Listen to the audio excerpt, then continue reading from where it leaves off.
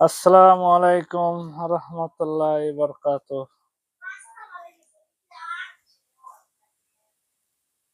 সবাইকে ঈদ মোবারক বাদ জানাই।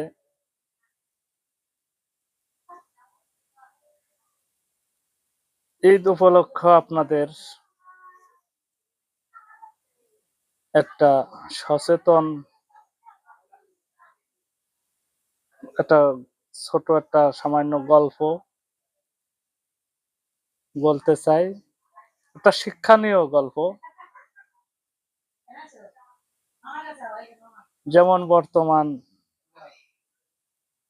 মানুষের ধ্যান খেয়াল অসচেতন মূলক রাস্তাঘাটে চলাফেরা মাল জিনিস নেয়া নেই হয় যে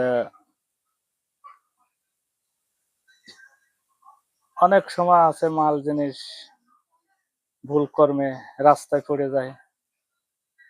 এই রাস্তায় পড়ে যাওয়া মাল, এই যে একটা রিজিক, এই রিজিকটা রাস্তায় থেকে যায়। এটা নিজেদের অসচেতনের কারণে হয়েছে। অনেকে বলে যে এটা রিজিকে নাই। তাহলে এই রিজিকটা কোথায় গেল?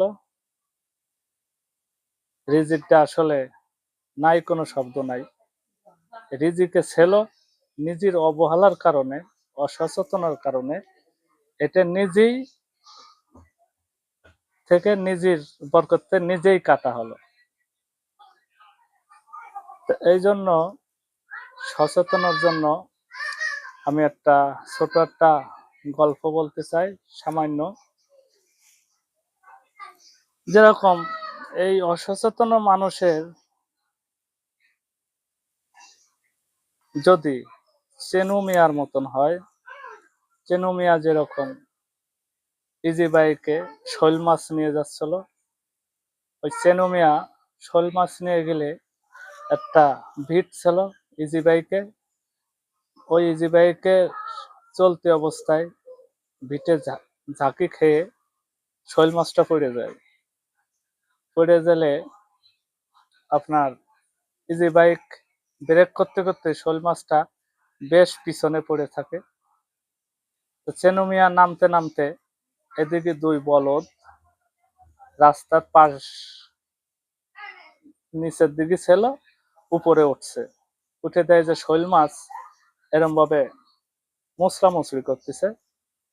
তখন এক বলদ বলল, দোস্ত দেখ, এই শোল মাছটা শুকনো জায়গায়